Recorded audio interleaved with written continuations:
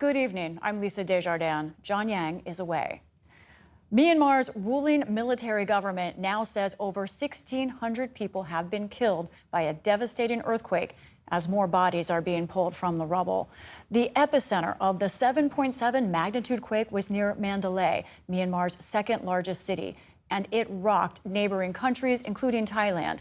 Temples in Myanmar's capital, Naypyidaw, were crumbled to their foundation. Just southwest of Mandalay, some buildings and bridges partially collapsed, others completely destroyed. While there have been some miracle rescues from the debris, it's been an uphill battle. Debbie Edward of Independent Television News has the latest from Bangkok, Thailand. They keep shouting into the remains of the Wisdom Villa High School, asking if anyone is there, but no response comes back. It's thought at least 7 people were in the building when the earthquake struck. All over Myanmar, there are frantic searches taking place for survivors.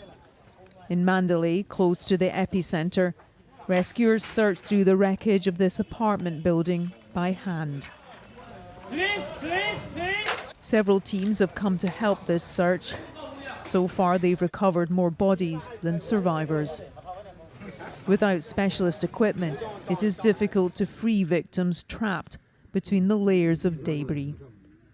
It doesn't seem like there's a building that's not affected in some way, but obviously to see this and that there are some other buildings that are also like this is just hideous.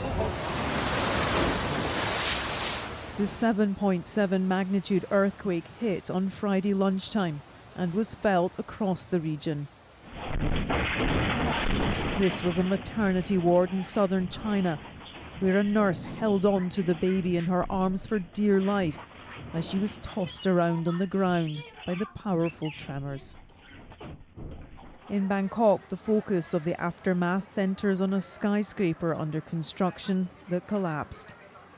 The families of the dozens still trapped inside have gathered at the site. Just seeing it was distressing for this family.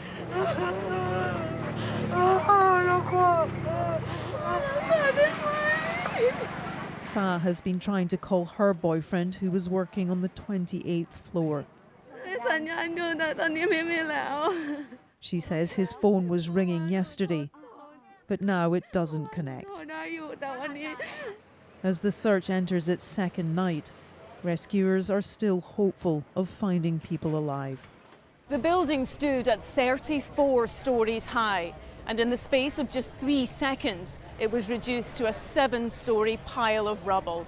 We've been told that in several places the concrete hadn't set yet, and that will have contributed to its complete collapse.